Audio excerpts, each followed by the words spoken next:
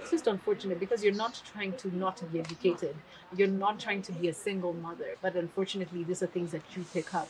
So yeah, you have to really be intentional in working to change this patterns, because if you're not careful, then you'll pass it on to your children. So I'm being very intentional with these patterns that I've seen and working on them daily. So if it's how I talk, I want to talk different. If it's how I dress, I want to dress different.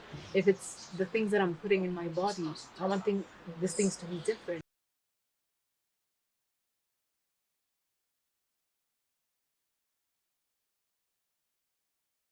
Hello and welcome to another episode of SOQ Conversations. My name is Elikaris. Today, our guest is one of Kenya's prominent media personalities, a highly accomplished TV presenter, digital influencer, and more. We are discussing her unique brand, her rise to fame, celebrities, and their impact on our society. Welcome, Tracy. Thank you so much for having me, Queen. Wow. It is amazing to be Thanks here. for coming, Queen. Thank you so much. And You you know, look I think fabulous. it's thank you. You too. First of all, yes, you look great. And I think what I love about you, you always promote Ghanaian outfits. I think there's a picture you had posted, and I was like, I need the exact outfit, which is great. Sometimes it's always important to represent home, because at the end of the day, home is what made you the person that you are. So I love that. I love You that. see, that's why I need to collaborate with more Ghanaian designers. But honestly, wherever I go to, I like to take Ghana with me. Right. It could be fashion, it can be food. I like to cook myself. But even when I spot restaurants or food outlets that prepare Ghanaian meals, That's I'm where you super wanna hyped, and exactly. I want to go, I want to try, I want to support. So yeah, it's just me supporting back home. I hope they appreciate it. No, 100%.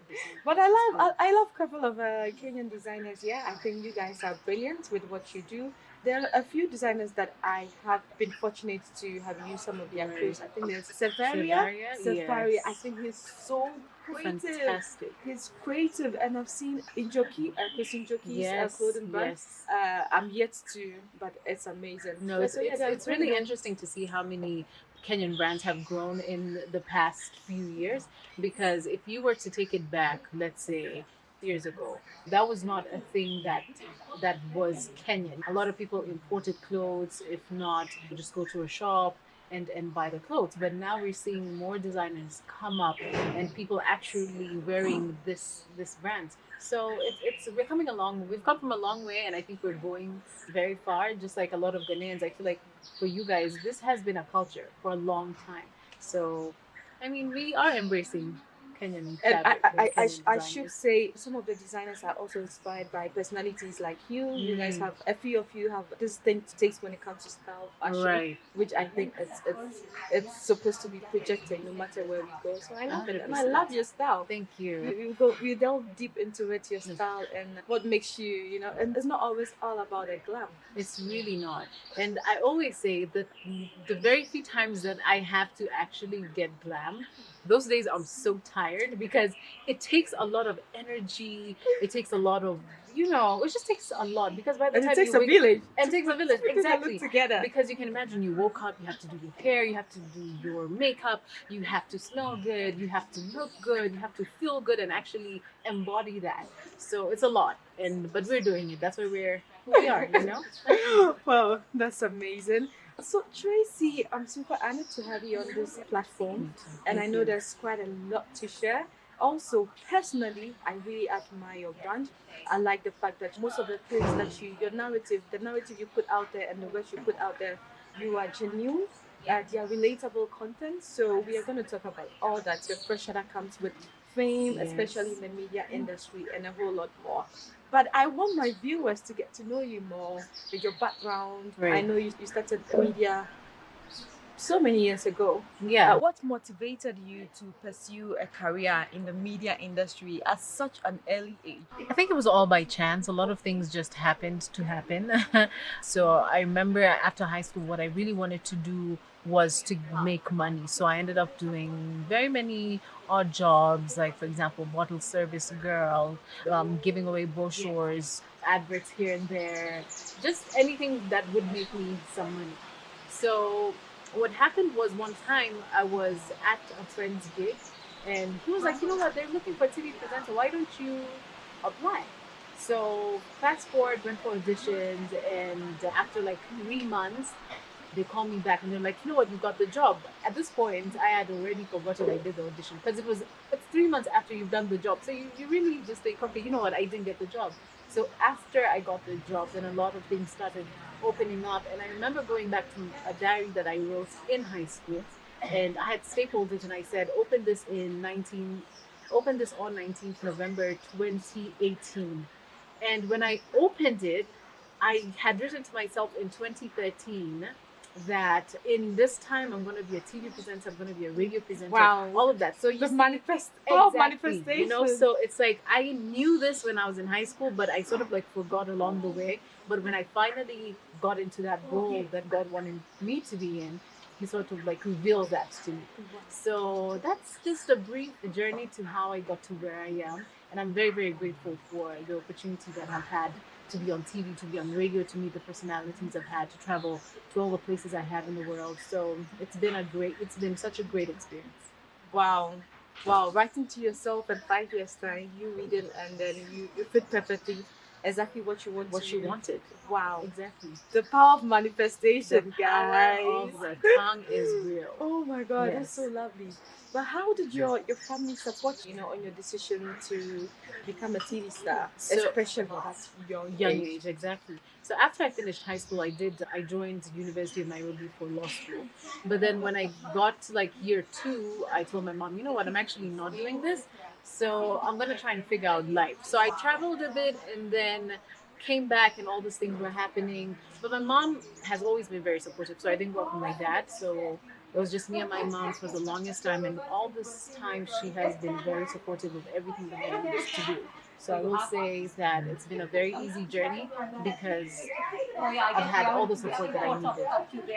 Being raised by your mom, can you tell me about your childhood and how it was different from others? So my upbringing was very different, and I would say it was not that easy. But I thank God because He made it as easy as it needed to be. Right. So first of all, growing up with a single parent is very challenging, right? There's a lot of things that you miss. A lot of people think that growing up in a single parent family is easy because as long as you have that parent that provides, that's enough.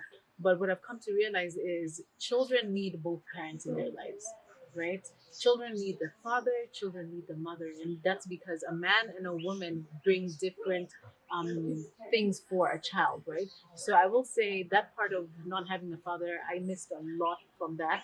However, my mom did try her best to fill in that gap, right? So there's a lot that I felt like I didn't miss, but financially, it was really difficult because having a young mother because she was young, also trying to figure out how her life and also mine as well was very, very difficult.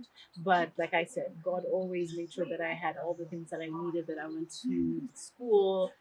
So yeah, that was difficult growing up because also a lot of my friends had things that I didn't have, right? So they would go to places where I didn't go.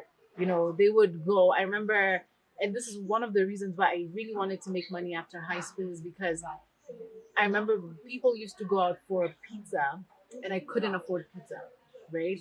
People would go out for chicken and it's something very simple, you know what I mean? Like people would go out for like chips and chicken and I couldn't because what I was given by my mom, I had to plan for an entire so I don't have the luxury to go and buy all these things. So it was difficult, but I had everything that I needed at that time. So all in all, I would say I'm very grateful because that also shaped how I look at life now. I don't spend, my boyfriend likes to tell me sometimes that I have this scarcity thing, which I think it's some, it's some sort of like behavior that I picked up because you're so used to not having. So you know, you have exactly when you have a want to little, you manage it, want like to manage it, and sometimes you even have a lot. But even when you have a lot, you're really you don't want to not have. So that's also an effect of not having for such a long time because even when you have, you're just like slowly, slowly, slowly. So But that's what I love about life is because you just keep learning. From your having, from your not having, you learn. I can definitely relate. I'm just also going back to my childhood. Growing up, my mom and dad they are separated. So I used to live with my mom for a while before I moved in with my dad and my other siblings. And my mom was just a struggling caterer. My dad is a police officer, but a police officer, how much is he, earning here, making. And I remember my dad always used to tell us that he used to always remind us that you are not a rich man's daughter. You are not a rich man's kid or something. Right. So I've always had that at the back of my mind. So whatever that I have or I get, I also didn't get that kind of lavish upbringing. Maybe for other kids who had maybe toys Yes. or all those fancy things as children would wish to have. So anytime that I even had more, now that I'm grown, I just want to manage it. I don't Right. want to, Or you feel like it's not enough. You feel like, what, this might end. And I don't want to get there. Yeah. Wow, so I can really relate. But it's also kind of like built us into, should I say, different kind of breeds, if I should, quote, because we know how to work for what we want. Exactly. And we always have to kind of put in more because of their upbringing and what we Yes. like. So for us, we are also hoping for something better for 100%. our future families. Exactly. You don't want your kids to go through what you face as a Very young true. person. Very true. You spoke about not living with your dad, Yes. just your mom raising you. In his absence, I think you spoke about some of the things that you like, but how did it affect you, the impact significantly on your adult life? I believe it's very important for a child to have both parents. There's a significant importance that a father and a mother play in a child's life. So for me, there's that father figure that you don't have in life, and I wish I had that at that time. And I think that's when you come to realize that you have issues when you're older. When you're younger, you don't think that dad not being here is going to impact me. But when you're older and you get into a relationship, that's when you start seeing, oh, there's an issue, right? So I would say one of the things that I realized I struggled with not growing up with a father is, number one, not understanding how to coexist with a man, right? Because you've not seen that dynamic before. So there's some sort of like, you always wanting to be the alpha, but God had already ordained men to take that alpha role, especially when you come together, right? So for me, I want to do what I want to do. I want to rebel. But that's just not how things are supposed to be. So that's one of the things that I learned. I think another thing is that you always try and look for love in the wrong places. And I think you've heard this so many times. And that's a common effect of not growing up with a father. So your father, especially for a daughter, they say is your first love. So when you miss that, you go looking for your father in so many different men, trying to hear that they love you, that they cherish you. That's something that needed to be nurtured at home first. What else would I say? I think I'd say those two first as I probably ponder on that more. But I think those are two very profound things that I noticed as now I'm an adult. But also just a few lessons that I feel like a father should have taught me that just miss, because your mother can do everything. There's also a few things that you can learn from your dad, so that missed as well. In our society, with some of your experiences shared, Yeah. some people believe that it could be a generational issue. Yeah. Because of what you've suffered, all the things that you've lacked, even emotionally. What do you, Tracy, hope for to see with your future family? What you hope to see? One thing that I decided to do is become more intentional with how I live. And with intentionality means you putting effort and work and all the things that you don't see right. Yeah. So you talked about a lot of things being generational. A lot of things are actually generational, right? They're passed down from your great grandmother, all the way to you. And I say that because I like to use the example of education, because none of my family members went to school or even got to high school level, a lot of them, for example, like I don't think my great grandmother went to school. My grandmother for sure did not go to school because she did not have the financial capability to. My mother did not go to school because her mother did not have the financial capability to do. So I was lucky enough to go to school. So as you can see, that there's a pattern, right? Also in our family, you'll notice that a lot of women are not married, right? That's a pattern, you know. So I think that's one of the things that people need to be very intentional about is finding out what patterns are showing in our families that you have unfortunately, and it's just unfortunate because you're not trying to not be educated, you're not trying to be a single mother, but unfortunately these are things that you pick up. So yeah, you have to really be intentional in working to change this patterns, because if you're not careful then you'll pass it on to your children. So I'm being very intentional with these patterns that I've seen and working on them daily. So if it's how I talk, I want to talk different. If it's how I dress, I want to dress different. If it's the things that I'm putting in my body, I want these things to be different. If it's laziness, I want to put in more work just so that I can get away from that laziness. So it's a lot of intention and a lot of work. Yeah. And you being intentional and putting in the work is breaking generational Exactly, curses. because you can't just sit down and say and or just pray and hope that these things will go. There's a lot of work that you need to put into it. There's a lot of work. God helps those who help themselves.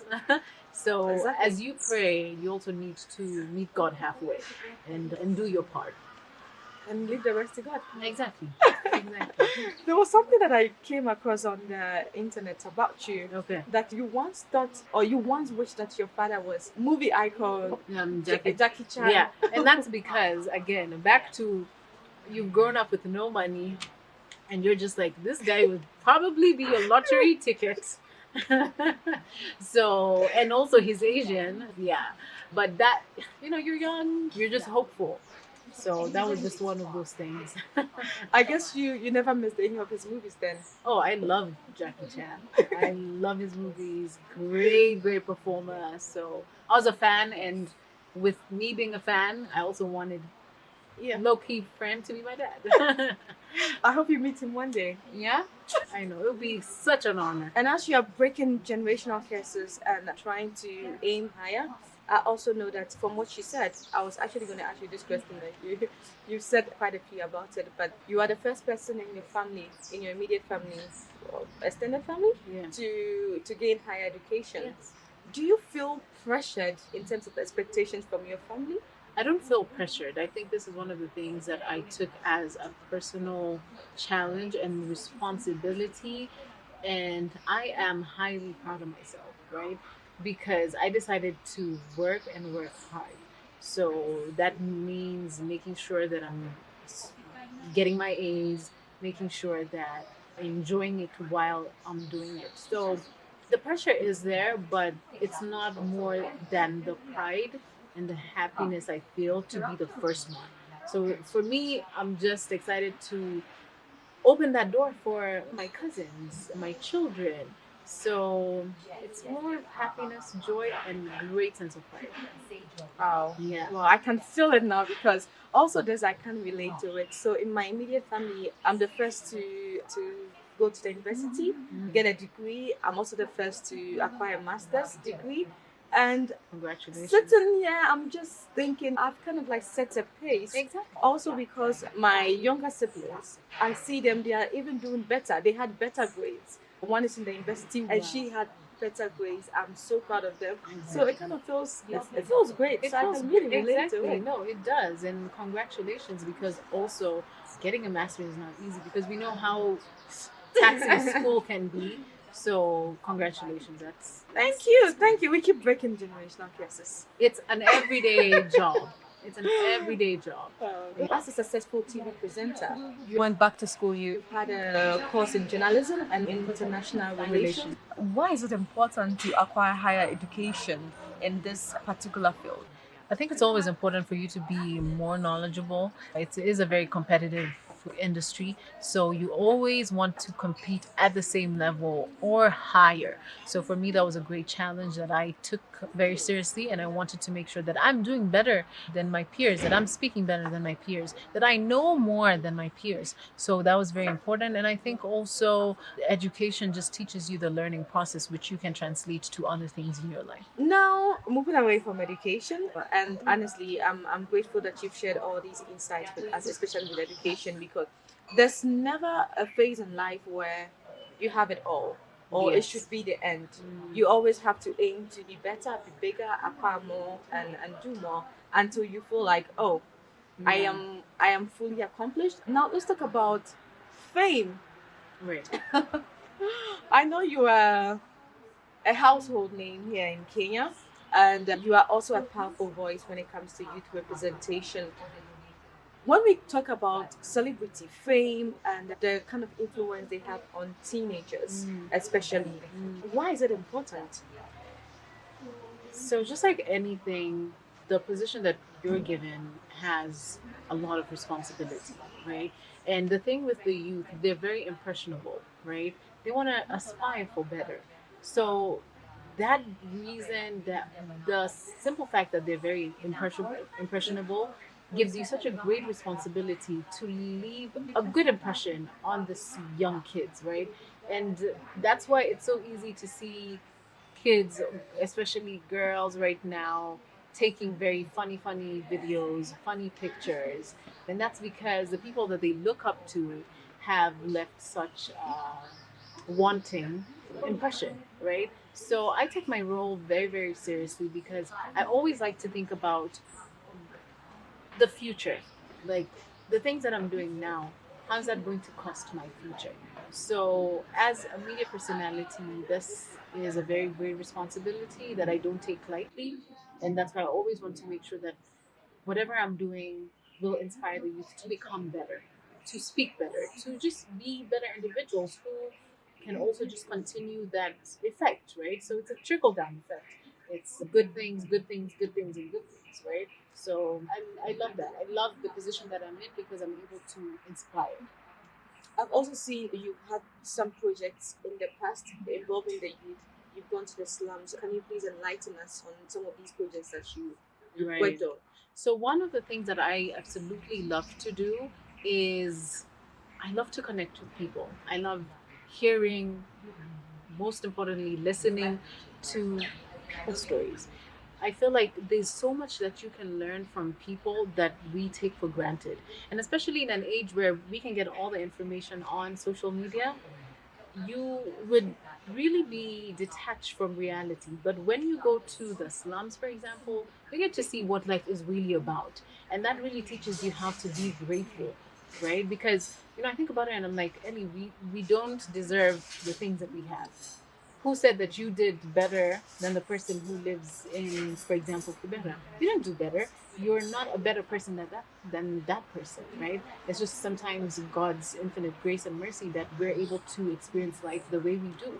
So when I think about such, the great favor of God that I have, I love to just be a light to people who have life different, right? So me going, I do that very regularly. I just love going to the slums, talking to the people, seeing how I can help them solve the challenges that they have. I did take a break from life. I had gone to Mazare and Kibera, two of the biggest slums in Kenya. And what we did is just spend time with the kids, spend time with families who had been greatly affected by COVID, and shared food with them, household items, spend the day with them just so that they could see like light at the end of the tunnel, because that was a really dark time for many people. You have a lot of domestic workers who lost their jobs, who couldn't go to work. So it was really important that I do that for them. So we were able to reach out to 200 families, which for me is just a great honor, and I want to continue doing that. I love connecting with people. Bless you for all that you're doing. And the Shannon Queen, actually, there was a project that I worked on, period poverty and stigmatization. And Kibera actually is one of the areas that I had to visit For me, also hearing from a second person is not the reality of it. So we visited a few friends of mine and myself. We visited the girls to interact with them to understand what the issues are. Yeah. Because if you're finding solutions or helping, assisting, kind of addressing some of the issues, is to interact with the direct people who are facing Yeah. them, so you can now find ways Right. on how to help them. And I also think people take for granted the power that socializing and being there for someone is. It's so, people want to be heard. People want to know that you're there for them, right? It's not about what you have sometimes, but people want to just know that they can talk to you and you can listen to them. I was at Kariobangi and we had gone to visit the Symbols of Hope Warriors. And this is an organization that helps cancer patients, cancer survivors, and families that are being affected by cancer. So I remember one lady who had throat cancer, and you could tell she was in so much pain. And there was just a forum where they all talked and said their names, what they wanted, and all she said was that I came here so that I could have hope for tomorrow. And that's just being heard, right? To hear that someone else is going through what I'm going through and it's You're going not to be alone. better. And I remember listening to her and I was like, we take for granted the power of just being together, the power of community. So be there for people. I think that's another thing that I've come to realize. Be there for people. No matter how little, it Yeah, goes a long way. it goes a long way. Yeah. I hope that someday we can work on some of the projects together We will. across the We will. continent. No, we will. We will. I'm meant to that. You spoke about being away from reality. Yes.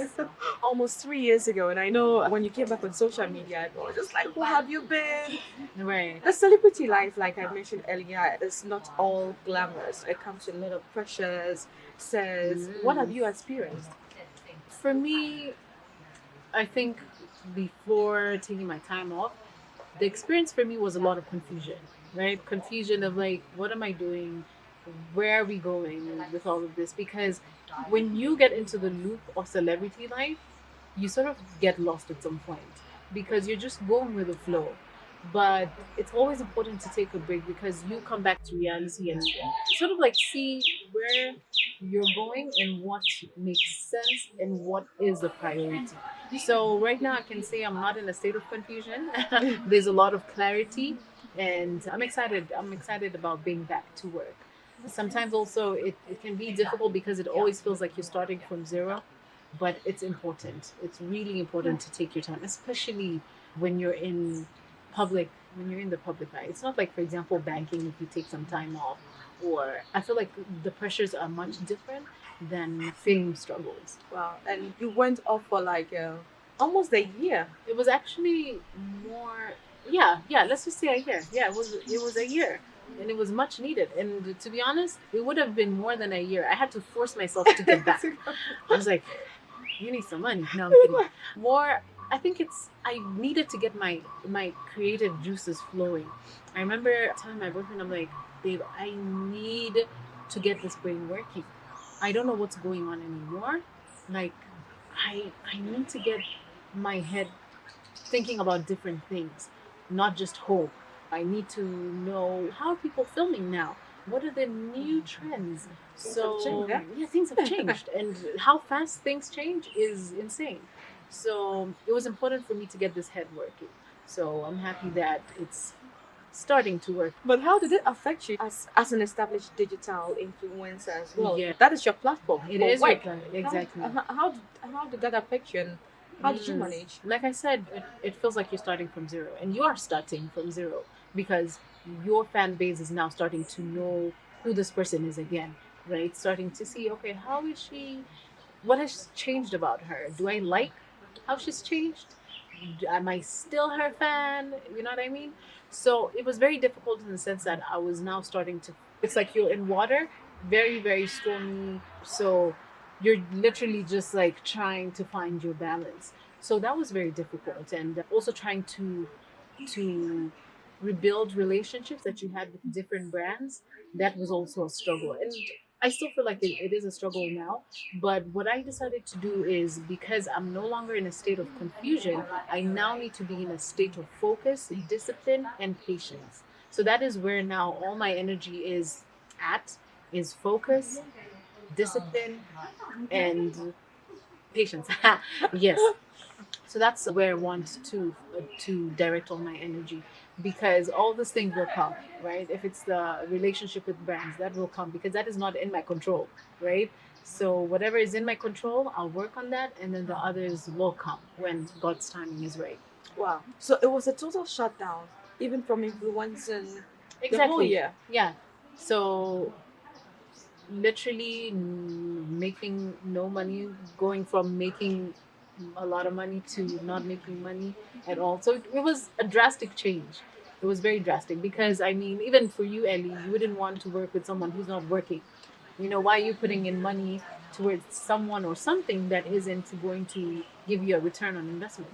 So it was difficult, but I'm glad I took that break because, like I said, I have more clarity. And it's also for our mental well-being. And I'm happy Mm. that you are back, the 100%. best version of yourself. A And hundred. even And I think it's even, I wouldn't say I'm the best version of myself, but I feel like every season is me learning how to become the best version of myself. Because the best version of yourself in one season does not mean it's the best version of yourself in the all next the season. season, yeah. Because things change. So I'm happy with the season I'm in, and I'm happy about the person that Tracy is in this season. I'm so excited. I'm so excited. Wow, wow, wow, wow, wow, wow, wow. I know we've touched on some of the pressures with all the fame, but how now do you balance the fame and also to keep your focus on what is relevant? Right. I think if there's something that I never struggled with is, thank God, is fame, because I've never felt like I was famous in the first place, which I would say could be bad because sometimes you feel like you don't appreciate the level that you're in, which is something that I had to work on. But fame was never a thing that I struggled with. So I think now that I'm more aware of the person that I am, I'm starting to appreciate that, okay, God did put me in this place. So I need to appreciate this place that I'm in and all the things that come with that. So before, when people would come and say hi to me, I would panic. I'd be like, oh my God, I don't know what to do. I don't know what to say. So a lot of people would think that I'm not approachable. But that was me being anxious, right? Me just having crowd anxiety. So I would say that now that I'm more aware, that is gone. So I'm appreciating fame more in the sense that, not in the sense that, oh, people know me, but in the sense that God has given me this platform. So I want to make sure that I enjoy this platform because you never know. Maybe 10 years from now, you're in a farm, you're pregnant with 10 kids. All that matters is your kids, your husband, and your chicken and your rabbits. You know what I You would mean? have missed out on enjoying Exactly, this and this enjoying phase. this phase of your life. And like I said, it's not enjoying people taking pictures of you or saying Ellie is so amazing, Tracy is so amazing, but it's me now appreciating that. You know what? God did put me here, and why did He put me here? There's a reason, right? So let me enjoy the reason why God blessed me with this. So I think that's another thing that I've been able to become aware of. And also using your platform to For good, positively, exactly. impact the lives of people. Yeah, 100%. I earlier mentioned that I love the kind of narratives you put out there, the content you do, because they are relatable, they are genuine. What should authenticity mean to aspiring journalists or aspiring media Right. personalities? Authenticity should just mean, who are you? Like, what are you? What makes you? What are your likes? What are your dislikes? What are you? What are your points of compromise? What are your strengths? What are your weaknesses? Right? So, knowing that will define the type of journalist that you are, the type of people that you want to interview, the type of interviews that you will not entertain. So, there's a lot that comes with that. But also, I like to say, give yourself time to understand your growth because it's never going to be the same thing. One day you'll find yourself doing this, the next thing you know, you're on that other side of it. So, consistency, which is also something that I'm learning, consistency and just staying on that path and accepting that you will make mistakes is really good. So, as long as you stay true to yourself, The journey might change, but you're still the person that you inherently are. I remember watching an interview. Oprah Winfrey was talking about how Barbara Walters, the late Barbara Walters, may she rest in peace, had impacted her life. So when Oprah started, she wanted to talk like Barbara Walters. She wanted to embody who Barbara Walters is. But what she came to realize is that she can only be Oprah. Like she can talk only how she can talk. And that was a really huge lesson for me because you can only be you. I can try so hard to be like Ellie, but I can't. There's a reason why you're the person that you are. And as soon as you realize, even if you talk funny, by the way, when I was in primary school, a lot of people used to make fun of me because of how I talked. Because I look a certain kind of way, and you think I'm going to talk like an English gal or talk like I'm from the United States of America. And I grew up in, I would say, low low income society. So the way I spoke was funny. The way I pronounced things was funny. So I mean, eventually God got my mom into a place where now we moved to what we can say a middle class. So when we got there and I changed school, people would be like, hey, who's yeah, why is she talking the way she's talking and the way she looks she's brown skinned, she looks like she comes from an affluent family. Why is she talking like this? But appreciate and embody the person that you are. If you speak different, right? And appreciate that because, like I said, one time you're speaking funny, the next thing you know, you're speaking like you come from America, and that's just the beauty of life. You learn, and you learn how to pick accents. So, And so everyone can do that. and everyone can do that. Okay, so I mean, appreciate your growth and just yeah, be you, be you. I absolutely love the fact that your brand is firm on being original, being yourself. Also because people in the spotlight, if you try to pretend to be someone else, you it's not going to last It won't. because you cannot pretend to be someone else for the rest of your Yeah. life. At a point, you will even get tired of You'll it. get tired. So you without being knowing that you're getting tired. Yeah. you see, and you being yourself, that is no stress. It's the There is easiest thing to do. with all your flaws, and people wholeheartedly accept you for who Exactly. you are. That is Exactly. kind of even in terms of fan base. I feel like those are also the kind of blueprints that some of the biggest stars that we know of. That's why they have diehard fans. If you attack their celebrity, their role model, they come for you. They will come because for you. they know what the person stands for, Yes. and no one can take that away from 100%. that. 100%. It's important to be yourself because it takes you a long way. That's simple. Exactly. When it's time for the glitz and the glamour on the red carpet or recording or for TV or whatever you do it, but when you're home, you're living life just as you. Yeah. You're just doing you. Exactly. And you don't owe anyone any explanation. Exactly. Be yourself. If you're I love extremely confident, be extremely confident. Be the person that you are. Having been in the industry since 2015, Yes. what goals would you like to accomplish before you celebrate 10 years in this industry? And it's so crazy because 10 years is so close. And when you start, you think, will I ever be 10 years into something? But what I want to accomplish, number one, is change the lives of people, especially young people, because I say that young people are so impressionable and it's so easy for young people to ruin their lives. So if I'm able to make a change in young people, because I know that has a trickle down effect. If you inspire and change the lives of the young people, their community will also be changed in one way or another.